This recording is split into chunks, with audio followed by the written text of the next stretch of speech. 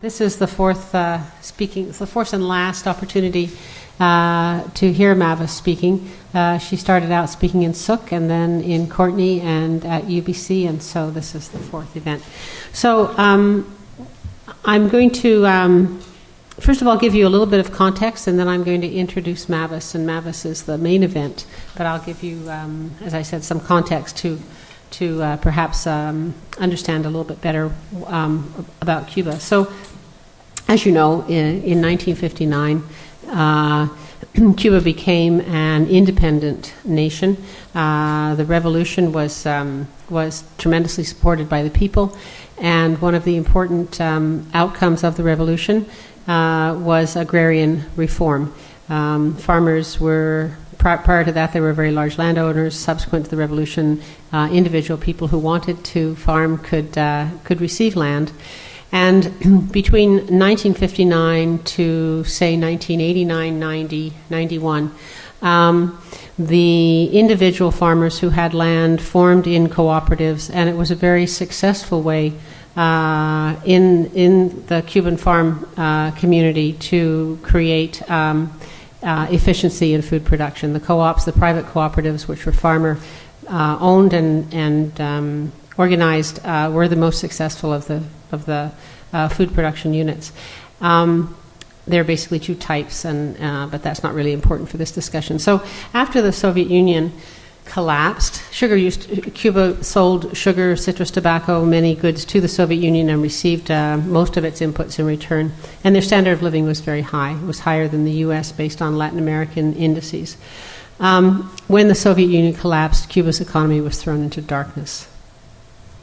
They lost not only all of the consumer goods that they received, but they also lost the means of production, pesticides, fertilizers, chemicals, that supported agriculture in Cuba, but which by that time had evolved to a green revolution model, which was high chemical inputs, high intensity, monocropping, mostly sugar. After the crash of the Soviet Union, Cuba had to reinvent itself, and it is having hit this wall that Cuba's success in areas of urban agriculture and sustainable agriculture, producing agriculture without chemicals and pesticides, really came to the fore.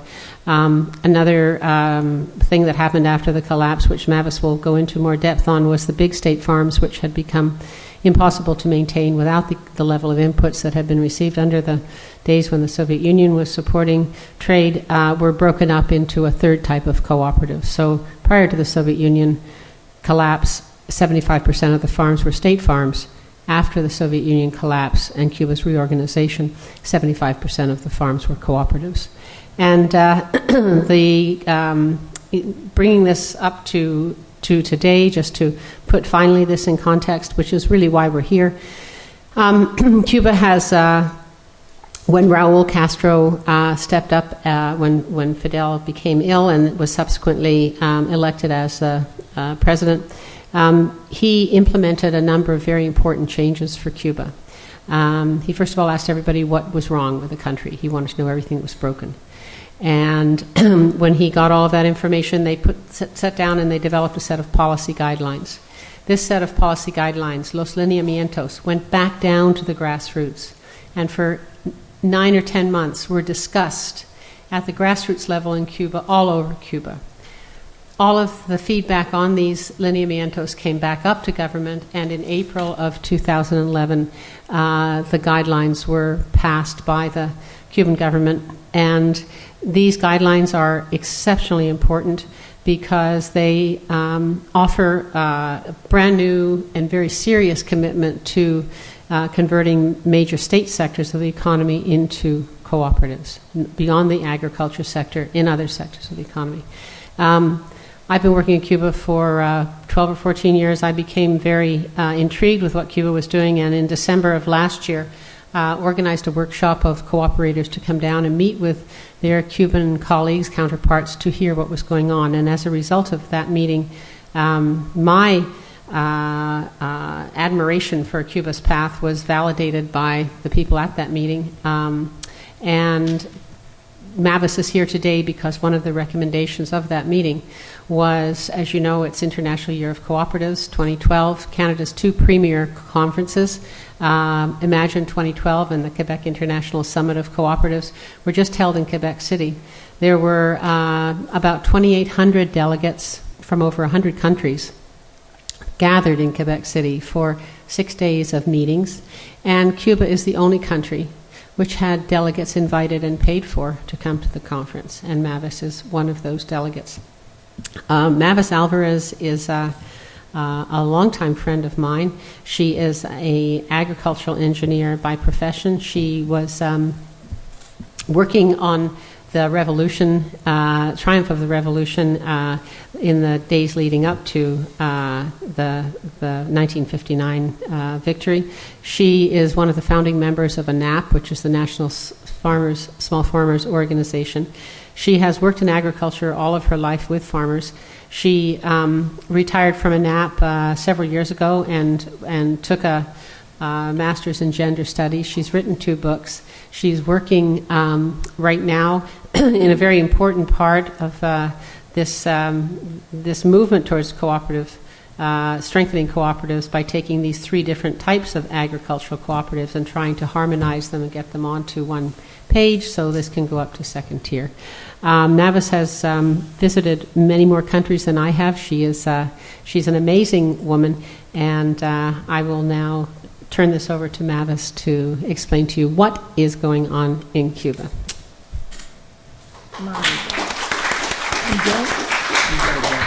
No, she can't. She can take the mic. You can take this mic right now, and at the end we'll introduce John at the end. John is going to.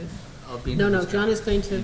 And John Ristakis, who we have here, who you know is head of the BC Cooperative Association, his latest book is Humanizing the Economy, a very important book on cooperatives and economics, is going to speak after Mavis and comment on what Mavis has to say. He was in Cuba at the December workshops. He was back in Quebec City at the meetings, and so we thought it would be a great opportunity for you to hear from John as well. So first we'll hear from Mavis. The first thing I want to say in this moment is that I cannot speak English very well, even regular. But I will try. I don't like to speak city. I prefer to speak stand. So I will be it is very, very fast. I will just stand here and flip her slides. Do you see my name? My name is English. You see? Mavis, but nobody said Mavis in Cuba. In Cuba, it said Mavis. So that is my name. My surname is very Spanish, as you can see. Okay, Wendy, did you heard my presentation of my assistant? And now I will try to do it in the form as could be more easy to me to explain in English. Because if you prefer, I explain in Spanish. That would be worst, I suppose. The first one. When they told you something about the collapse or the economic crisis in Cuba, but maybe we need to know something more about that. Look, these are the years. In this slide, you can see how was our commercial imports in 1989. Look at this. The up of this imports, of this importation, so and so. You understand me? When you don't understand, please, you say, and then John or Wendy explained before best. We have the relation, the import-export with these countries, socialist European countries. In 90,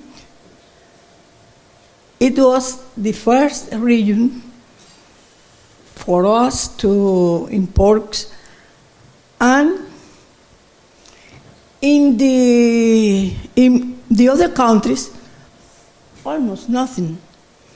It was the first country where the Soviet Union and the countries that formed the ancient socialist European countries were our main commercial source of imports.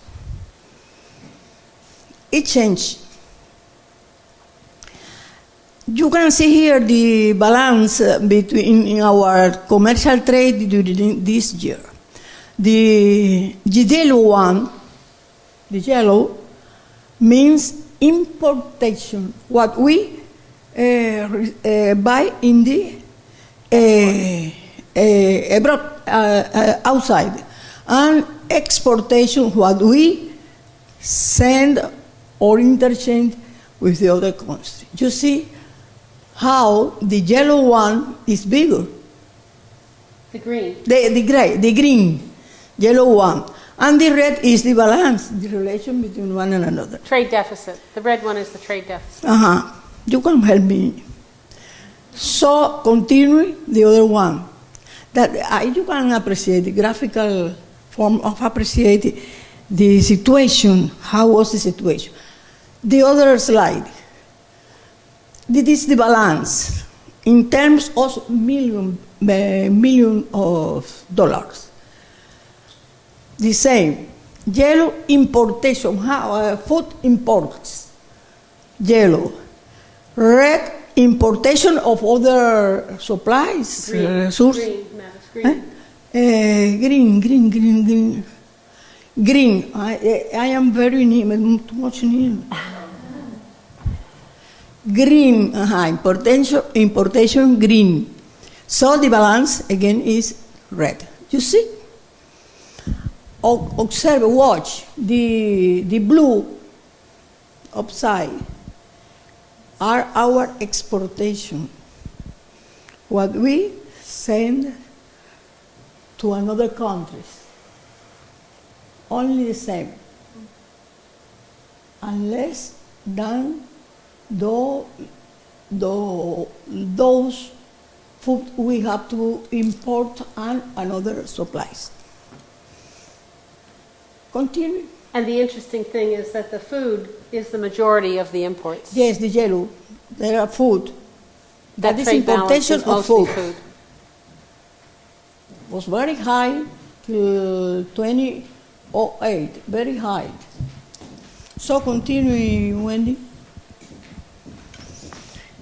In terms of billion dollars, we had food exports 4.7 billion. 96, you can see it. I don't repeat. Look at the relation. The average annual was 0.3. The relation sharing the time between 2004 and 2009 with 90 was 7%. And we are talking about food exports, from Cuba to the other countries. Look at food imports, increasing. And the relation, sharing this period of time with 174%. A very, very high level for a small country as is Cuba. The balance, so we had a negative relation in terms of $1,217. Billions, I'm talking about billions. That is the situation. Ahora, what?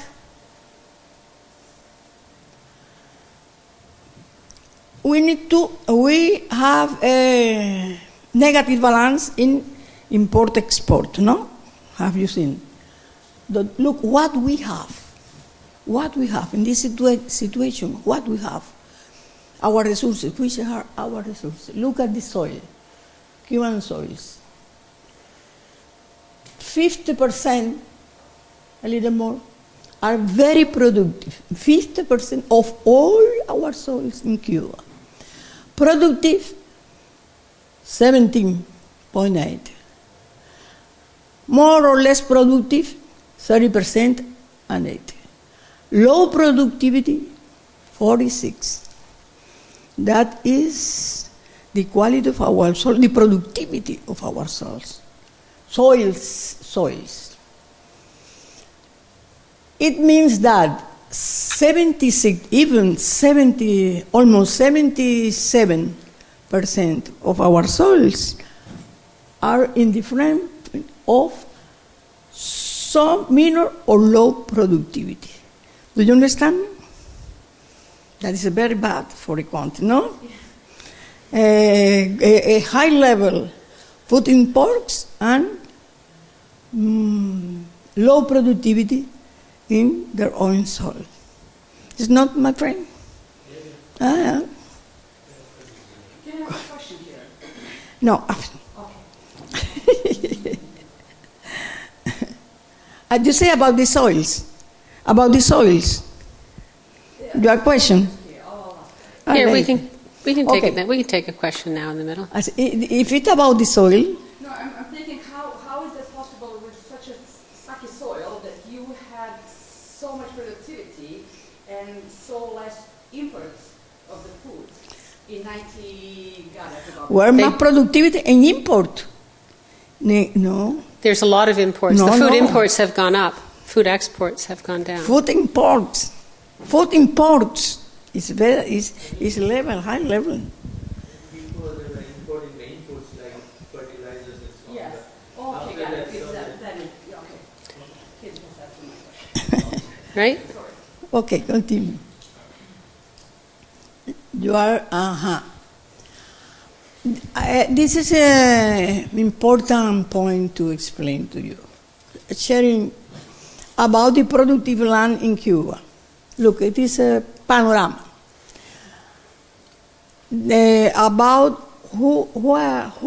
how is distributed the third in Cuba, how was and how is. In total state sector of our land, productive land, was in 1992 75% in the state sector. That is the consequence of what I was talking to you a moment ago about the two agrarian reform in Cuba, who gave the land to the nationalize the big latifundios and the big enterprises, and give the land to the farmer. And in the non-state sector in 92 was 25% of the land. But in 2010 was 79. How was organized this land? In 3 types of agriculture organization structure. UBPC. These three are cooperatives. But UBPC, CPA, and CCAs, both 3 types of cooperatives of farmer are cooperative. Now, in 2010, 80% of the country's land farm in Cuba is in charge of cooperative. You know, that is why the cooperatives are so important to developing agriculture production in Cuba, because they are the 80% on the country's land farm in Cuba. This is the situation today. We have already more than almost It's about 5,500 in total. 50. 5,500. 5,500 cooperatives in Cuba. I want to say something to you. This UBPC were before the enterprises, the state enterprises organized in the state sector of the agriculture. In 93,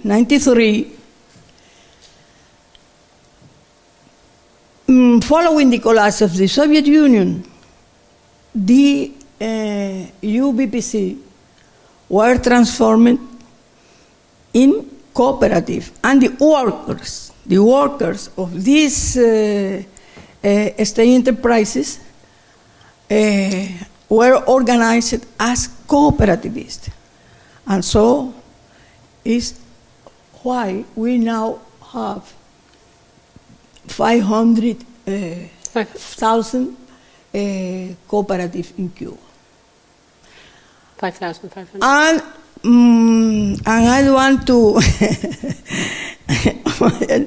I want to to say you something that is important.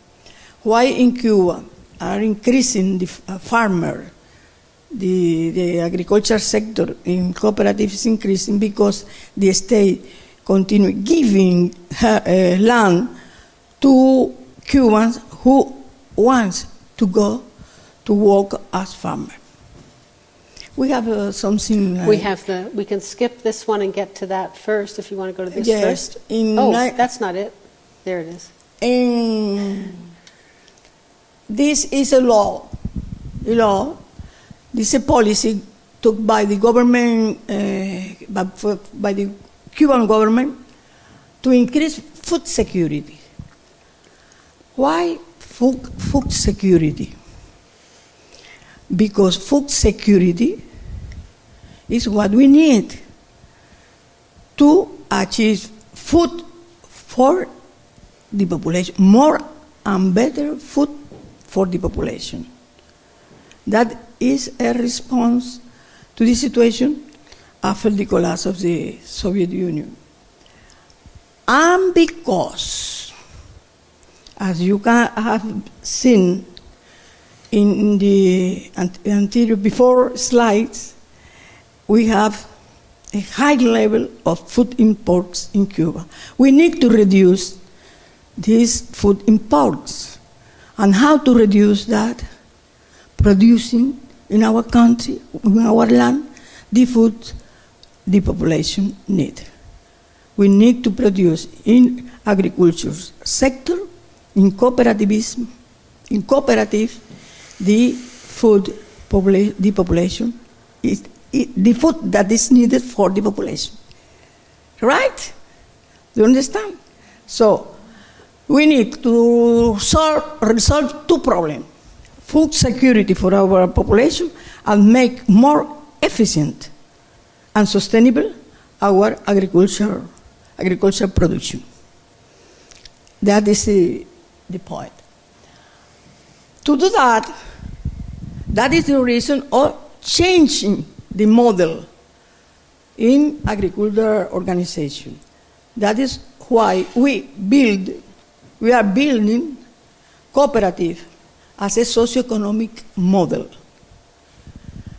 And to increase the agriculture production, the state, the government is giving land to every person, to a person in Cuba who decided to work as a farmer. This is only in the last couple of years. This is all brand new land in the last several years that's been given out by the state. Say the number, Wendy. Say the number. Yeah. So there's been 1.3 million hectares of land given out by the Cuban government. Parcel size average 8.7 hectares. This was as of September 2011, so the figures are a little bit larger now. And 1/3 are between 18 and 35 years old, which renovates that age of the farming population, right? So now we have more than now in November, in October, we 150,000 new farmers. When we take this figure was 146, now are 150,000. Land given per person, 8.7 hectares. It's enough to work. This person, this new farmer, immediately as they receive the land, they becomes associated of a cooperative. Voluntary, no, it's not obliged to do, but he needs, for him it's convenient to be associated to a cooperative. And as an individual farmer, he immediately is associates to a cooperative of credit and service, CCS. This is important to say. The third part of these new farmers are between 18 and 35 years. These are young persons. And 25 are Cubans who were unemployed, who have no job. And 13% of these persons are retired, as I am. But I am not in a farm. I don't work in a farm. Okay? Do you want to go to the total? Maybe it's a number because you have seen we have a new model of agriculture production. We have soils, but we have acknowledgement. We know how to make more productive those soils, because during many years we have been studying and we have been preparing farmers and people, other persons in ecological agriculture. So we have the possibility to improve, to increase our production, but not with technical skill as used to be in the past. The farm that we were working the land was not the best, was this intensivity model, you know, as green revolution, the use of agrochemical and pesticides and so on, so on, so. That is not the model we are applying now. We are prepared to do that because you can see in the total workers in agriculture in Cuba, 35.5% are professionals and specialists, and 38% are university graduates, 34% technical training. All these persons, all these personnel, all these workers are prepared to give education, formation, training in management to the farmers, to the cooperativists. They are prepared. And we have now in this moment, we are 432,000 students in agriculture, students and temporary workers. It's people who go to work in the farms and maybe live in the urban city or in other place. Temporary workers, when it's needed, they work in agriculture. Continue. That's I think the last slide we have. Eh? That's the last slide. This is the last one. But I want, okay. I finish now. It is a grand effort for me. I want to finish because we had the personal to training, but we also have changed our concepts of education and farming in agriculture management. We need to empower cooperativism. So we are applying a new model of management, management, thank you very much, management in technical skills and also in socioeconomic and environmental management. So we are applying new concepts in training, but we need to interchange with other countries, with other farmers, our experience, and to know more. We need more and more the experience of other peoples to make more efficient our not only our cooperative in agriculture sector, but in other sector of the economic activity in our country. We build, and we are sure, we believe building in cooperative, in the values of cooperative, is the best way to defend our country and to continue developing our ideas about a better life with food for all and social justice. That sounds as socialism. So that's all. You can ask what you want. Well, we have here 2 persons to answer you. Thank you, Mavis. Thank you very much. Sorry about my English, please. We'll let John fill in from his side and then take questions for the 3 of us. I just put this up here because on that website, if you go to the Cuba button and you pull it down where it says Cuba and co-ops, you will see the proceedings of that December conference. It's a report called Walking the Walk. And if you want to know in depth what Cuba's doing on co-ops, that's a very good reference. Pardon me? It was in December. This was the one in December of 2011, and it's linked to a lot of the literature on Cuba today.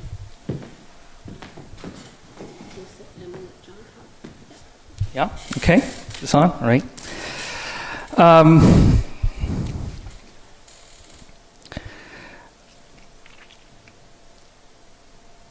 There's so much to talk about here. I mean, what Cuba is involved in is really quite extraordinary. And as Wendy said, and Mavis, I was in Cuba, when was it?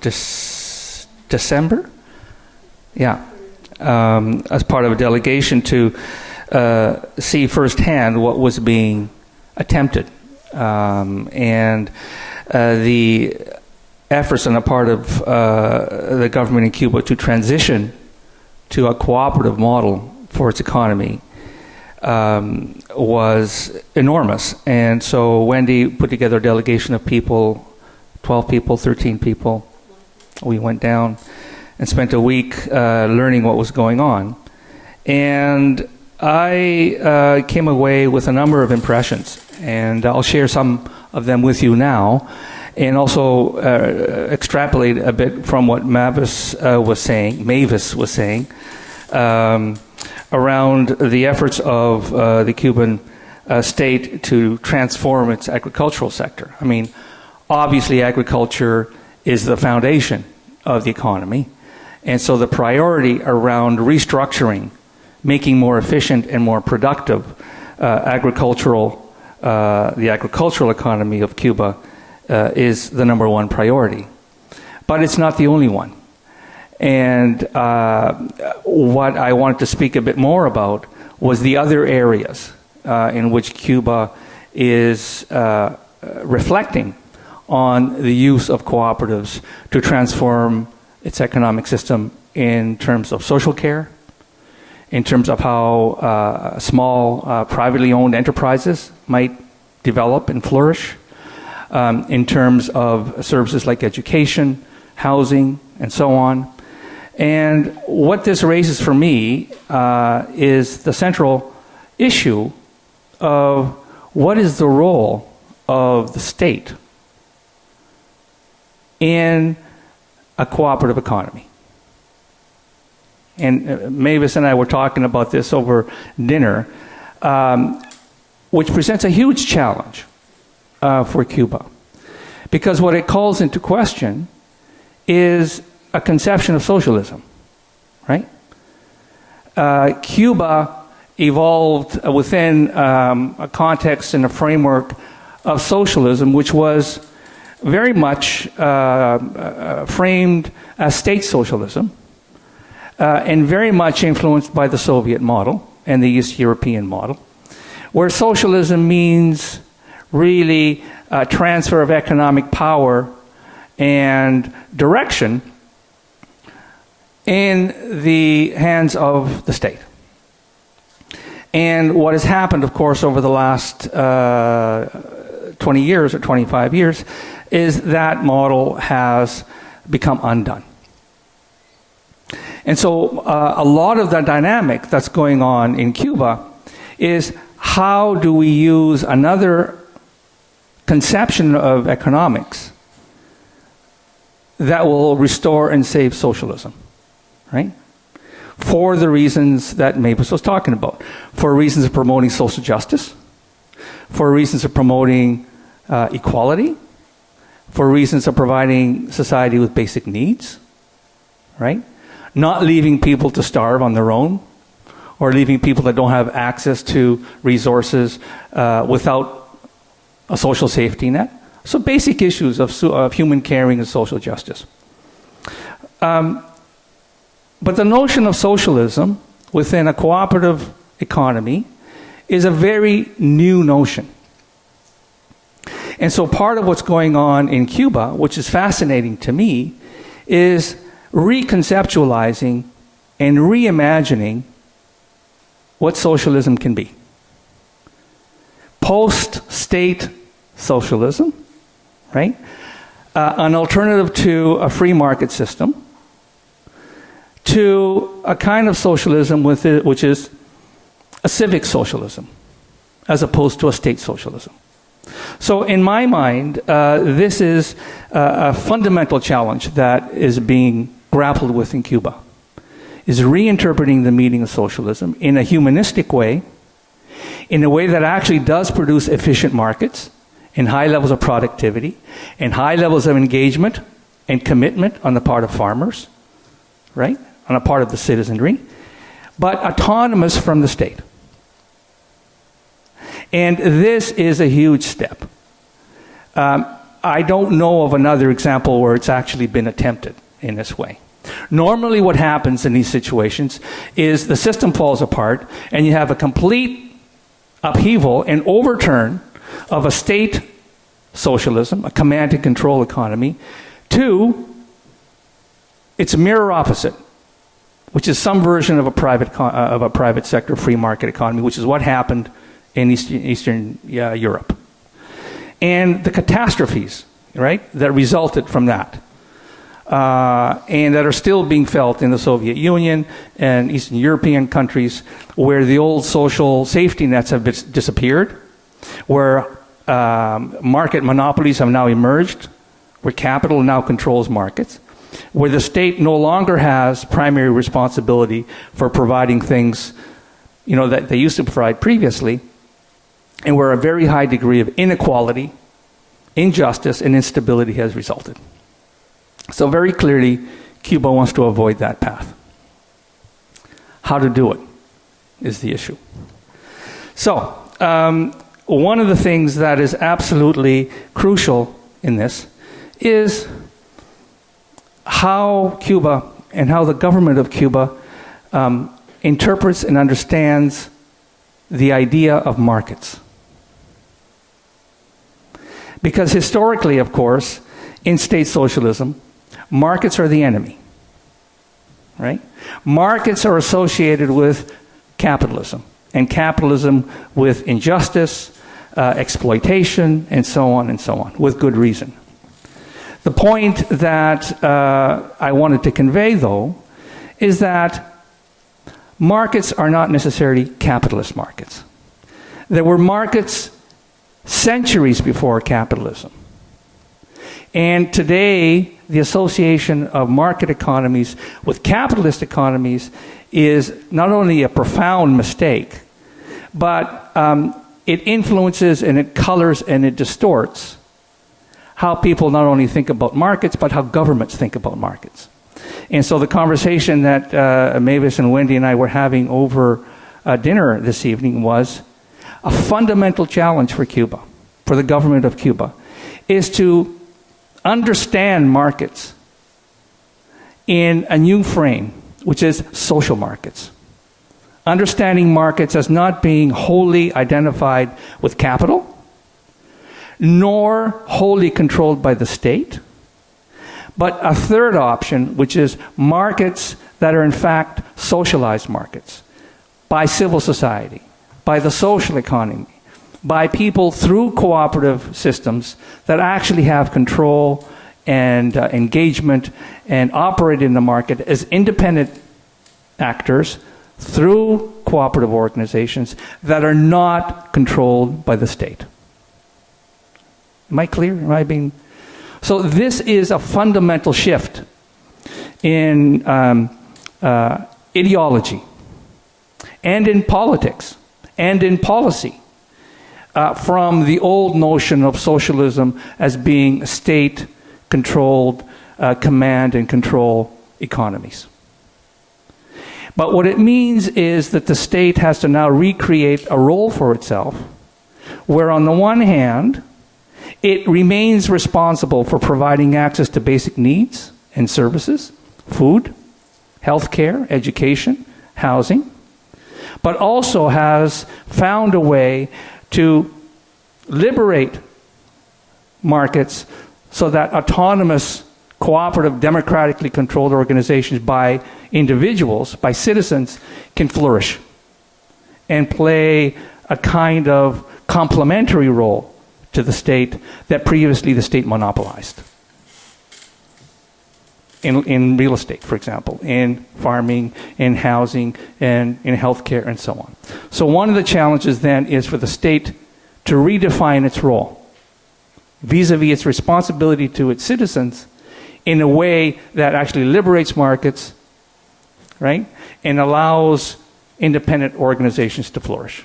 So that's the second point I wanted to convey, which is a completely different understanding of what markets are and the fact that markets are not necessarily capitalist markets, and that there's a way of imagining and recreating the market idea in Cuba so that it's social markets that are being developed, not command and control markets on one hand, as in the old Soviet model, or capitalist free market, laissez-faire kind of styles of markets, as in, you know, the American style. All right? So, the last point I'll make is this. That there are real opportunities in Cuba for exploring and experimenting with these ideas. And a lot of it has to do with what I was saying earlier about how the government perceives its role. One of the problems with the old model is that, as in the Soviet model and as in the old Cuban model, the state is equated with society. That the government equals, that the interests of the state are one and the same as the interests of society, of civil society. And I challenge that notion. Governments and states will always have a distinct interest that is separate and different from the interests of society as a whole. But this is a major challenge to traditional notions of socialism.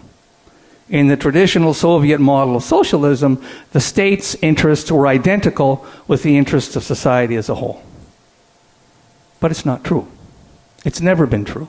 And it never will be true. Because states have a particular kind of culture and corporate identity and power structure, and society is much broader and much wider and much more heterogeneous than any single state system can ever be. So the challenge is to understand, first, that despite all the best intentions and all the right ideology and all the right revolutionary fervor, that the government of Cuba is not the same as the society of Cuba. Which means we have to open up the idea and the door for pluralism, for markets, and for different points of view in terms of what are in the best interests of society as a whole from time to time, over a long period of time, and so on. Okay? So that's a major challenge, but a real opportunity for the government of Cuba to reconceptualize its role as a defender and promoter of equality, social justice, civic values, and so on, but not to interpret that as a role that it has a monopoly on. Okay? So, a second opportunity has to do, which flows from this, the ways in which social care, social services are provided to the people of Cuba. And there are really interesting models of cooperatives that provide housing, affordable housing, co-ops, healthcare, education, social services, and so on, that this model could be applied over and above the need to restructure and make the agricultural economy more productive and more efficient. There's also ways in which cooperatives could be used to increase the level of control and involvement of citizens that actually use health services, or home care services, or elder care services, or education. So the notion of social co-ops as a way of developing the capacity and the engagement and the involvement of civil society in the production of the goods and services that are social goods, relational goods that citizens need, is a huge area of opportunity, a major challenge for old notions of socialism in Cuba, but still, I think, ways that can actually further demarcate the role of the state from the role of civil society without abandoning notions of social justice, civic equality, and access to basic goods and services that are social goods and social services. Right? So, I guess I'll just leave it at that, those 3 points. My impressions, having left Cuba, was that the major challenge, in a nutshell, was whether the prevailing ideas and ways in which those ideas were actually put in effect in Cuba, the old socialism, are capable of being transformed and transcended. And because ultimately that's what I think the transition to a cooperative economy requires. A cooperative economy is in fact a market economy. So how do you balance the public interest and the conviction of the state to protect the civic and public good on the one hand, with the development of markets that are actually aligned around social values on the other? Does that make sense? I want everybody to say, yes, John. Yes, that makes sense. Okay. I'll leave it at that, and maybe we can just have some questions and answers. Thank you, John. Thank you.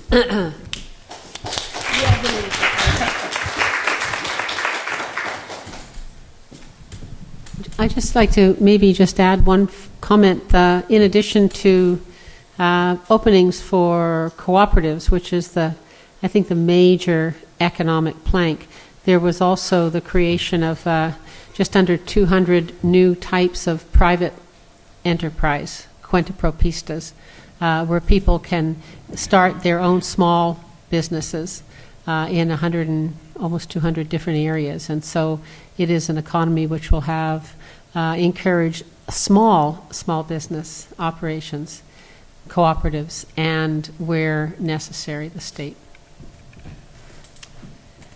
So, are there questions? Yes.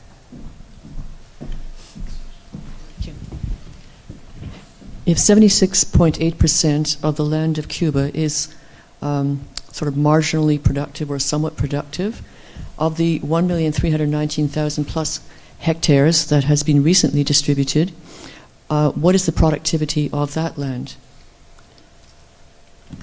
I know there's not going to be an aggregate answer, so let me give you a slightly disaggregate answer. In each of the provinces of Cuba, there are soil labs. And the soil labs have mapped the soils, soil capability, suitability for the province. The way it works is when a new person steps forward and says, yes, I'd like some of this land, depending on the province they are in, the soil lab will be notified that so-and-so needs some land, and they will look to find, of the land that is available in that province, the land which is best suited for new production. And they will give that person a complete inventory of the soil capabilities and the crop suitabilities and a whole bunch of technical support to help them bring that land into production. They also will encourage that person, as Mavis said, to associate with a local cooperative. CPAs are like our Hutterite colonies, CCSs are like our co-ops. So with a CCS where there's a number of farmers that are landowners that accept that farmer as a person that they would like to work with. And so they have that support. With respect to the distribution, I don't think anybody has that answer. I don't have the answer. How much of the land which has been distributed has been in low class, high class, we don't know. No, exactly, we don't know. But remember, I was talking to you that the necessity of change the model in technical skill in agriculture was exactly, and was one of the reasons was that the application of the old model has made more damage to our soil.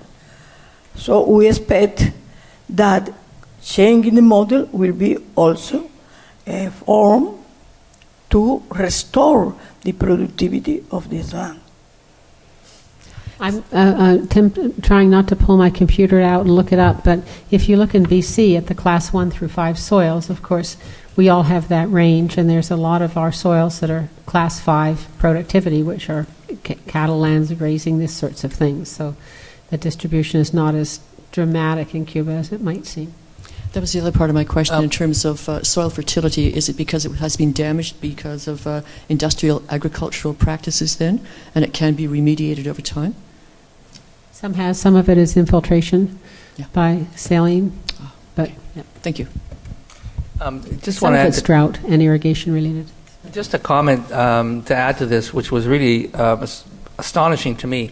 But I discovered that previously, before the 1989, with the collapse of the Soviet Union, the level of mechanization and industrialization on Cuban farmland was extraordinary. The figure that I have in my mind is that there were more tractors per hectare operating in Cuba in 1988 than there were in California. Right? So that kind of industrial model for agricultural production was extraordinarily intense in Cuba. And so, of course, when all the machine parts and the tractor parts and the fuel and all that came to an end, the entire agricultural economy ground to a halt. So it had to be reinvented. And, of course, Cuba won the Right Livelihood Award of the Swedish Parliament, called the alternate Nobel Prize in 99 for excellence in organic agriculture, based on just what John's talking about. And they won the World Wildlife Fund's only nation to achieve sustainable status based on ecological footprint and social development index in, I think it was 2007, 2008. So, yes. Thank you for sharing your knowledge. I just want to say there are a couple of films and books produced by Food First in States about agriculture in Cuba. I think they're worth looking at. My question is, what is the age of retirement in Cuba? And is there any urban farming like we are doing in Vancouver now? Because I think that's another area. And the last question is, you said you import food. Where do you import food from? Because the only thing we hear is nobody can send anything to Cuba. Thank you. Age of retirement. Age of retirement. Men 60. What's the age of retirement in Cuba? Yes. The age of retirement. A farmer never retires. Never. You know that. But security laws in Cuba established that 60 years for women, 65 for men.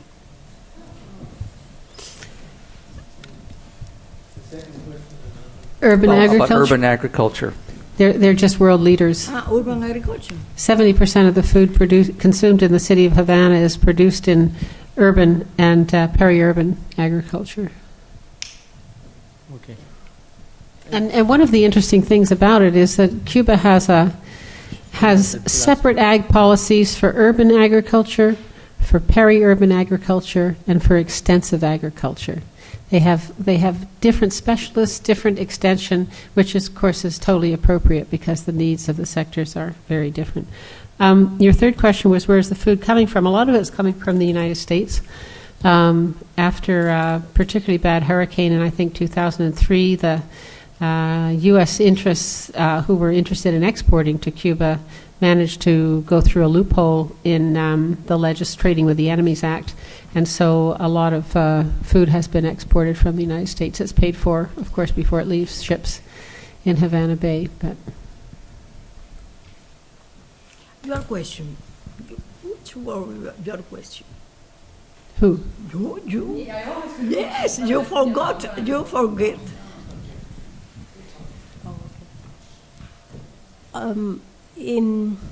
I have a few questions that have come to mind. I'll see if I can articulate them.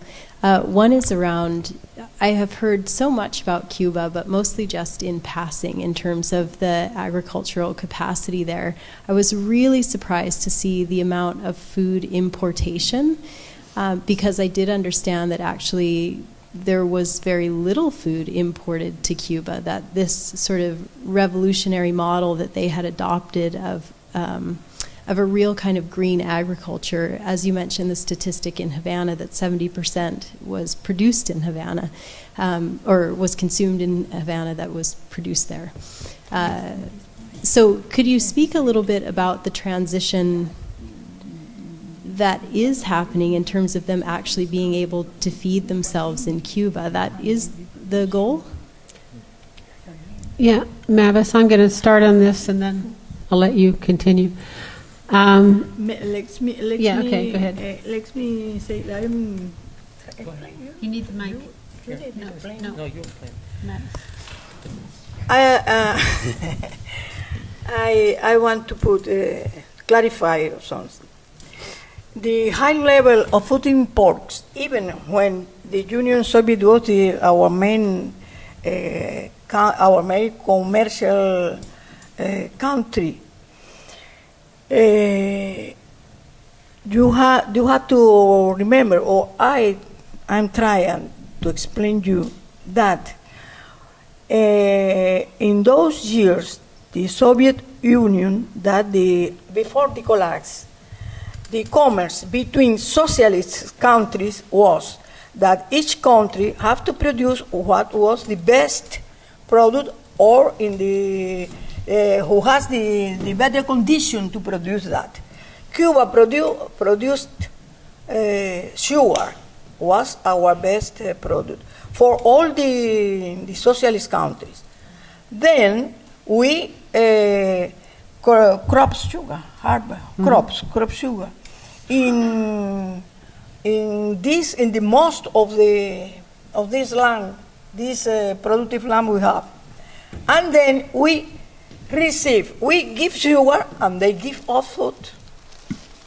You see, that is a problem. That is the because in this year we have a high level of food imports after the collapse, but by different conditions. And then in our country there were not lack of food, were food imports, but we had food. The problem was when collapsed the Soviet Union, that then we cannot sell sugar to nobody, to no one, because remember the U.S. trade embargo with Cuba. We don't sell to United States or other country with which they have a relation. That is a point I forgot today. This applies to Canada, for example. Until I forget what the year was, but something like 70% of Canada's sugar, 92% of Canada's sugar was purchased from Cuba. Now that figure's down to what, 13%? 7%. 7%, right? So it wasn't just the Soviet Union that stopped being a purchaser of Cuban sugar. It was everywhere. Yeah. And in fact, the restrictions of the blockade got tighter when the Soviet Union collapsed, because when the Soviet Union collapsed, all of a sudden there's this surplus sugar, citrus tobacco on the market that's not going to the Soviet Union anymore that Cuba's producing. What's that going to do? It's going to threaten U.S. markets for sugar, citrus tobacco, and the concentration of those commodities in the southern U.S., it means they have powerful political impact in the United States. So when all of a sudden Cuba had products that threatened U.S. markets, the blockade was tightened by an attempt by the Americans to exercise extraterritorial jurisdiction, which means not only will you not buy from Cuba as an American, but you won't buy from Cuba as a Canadian either, or we will seize assets of yours in our country equal to the damage we feel are being imposed on the Cuban exiles who are not there anymore. Ridiculous nonsense. What happened was Canadian companies who were exporting, let's say, cake mixes to the United States had to produce all sorts of documentation that not one gram of sugar in that cake mix was from Cuba. And so in response, Canada stopped buying sugar from Cuba because it was simply too difficult for our manufacturers to deal in their traditional markets. Can I ask just one more question? Sure. This one having to do with the shift potentially in thinking of the state and their role in this cooperative shift. Is that actually something that's happening then in Cuba? Are these discussions being had by the state in terms of a shift that you mentioned? Well, I suspect that they are, but I can't. I'm going to ask Mavis to respond to that because she knows much better than either of us probably to what extent these questions are being debated. Is Cuban government looking at the questions John raised about how the role of the state and its socialist? Of course, I agree absolutely. We know it's a challenge. I'm saying you what we are doing, but it's a challenge. It's a strategy. We know we have many obstacles to overcome.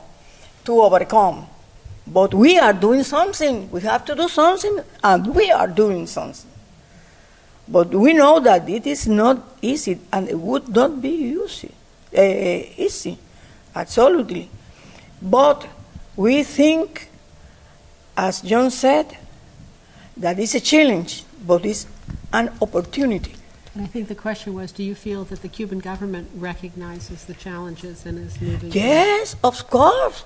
If you can read the guidelines, the introduction, the first words, the first paragraph of this introduction is assume the difficult to do that to do reality or to make reality these guidelines, but they are, and we are working very hard.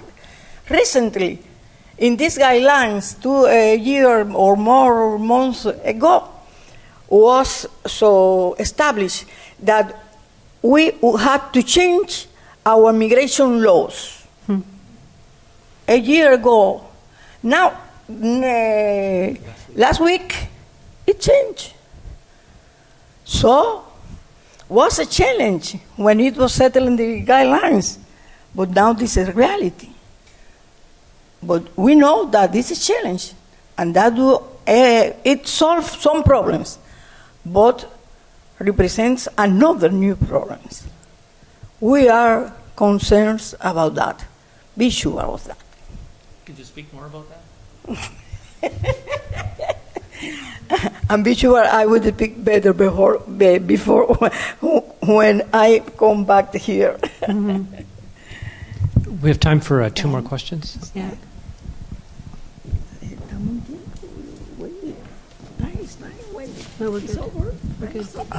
Sorry, I have another question about Cuba's relationship with Venezuela.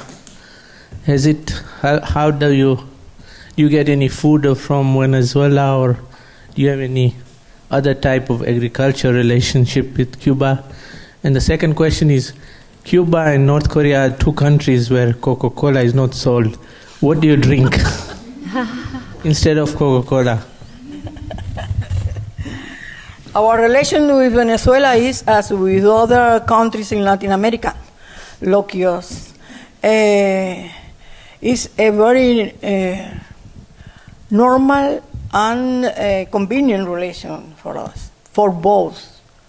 Venezuela brings us oil. It is the main product we need to work, oil.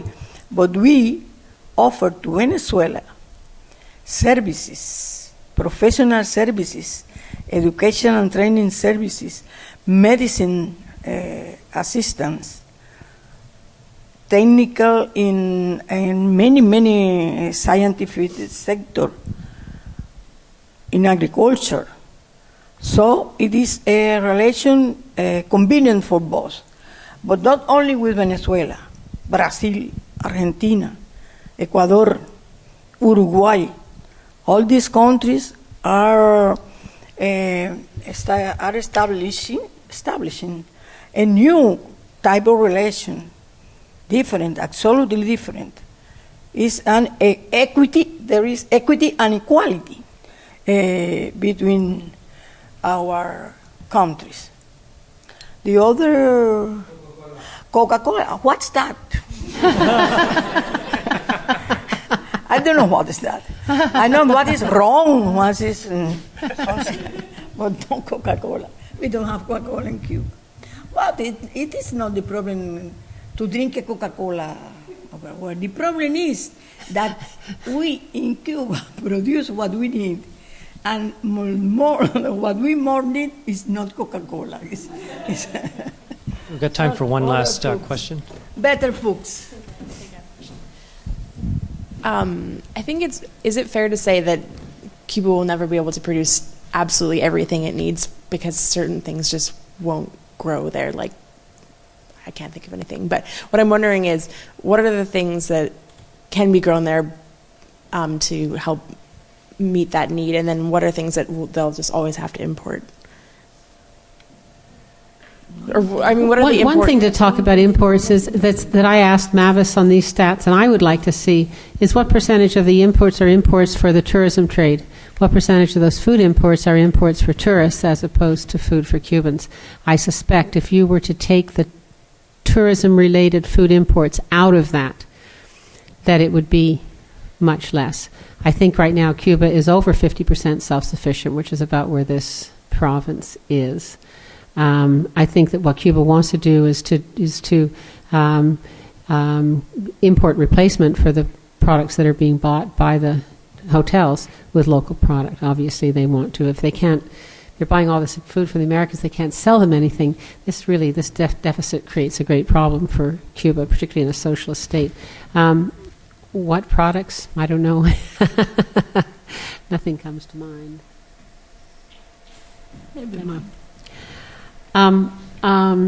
I wanted to just say before we close that there is a book that has just come out. It will be in English. It is in English. It's coming out this year. It's not yet available, but I have the flyers. Written in Cuba, was translated with support from Vancity. And so if you want to know about co-ops and socialism in Cuba, it's a little bit pricey, but, you know, it's maybe something that you can get your library to get or something. I wanted to also remind you the title, Walking the Walk. If you go to my website, go to the Cuba co-ops page. That's the report, I think, that has a lot of information that we didn't cover here. And I would really like to thank John Mustakis for bicycling down on this rainy night to come tonight, because I was so delighted to have John at the workshop in December, and his contribution, his work is just so important to understanding what's going on down there and bringing it forward.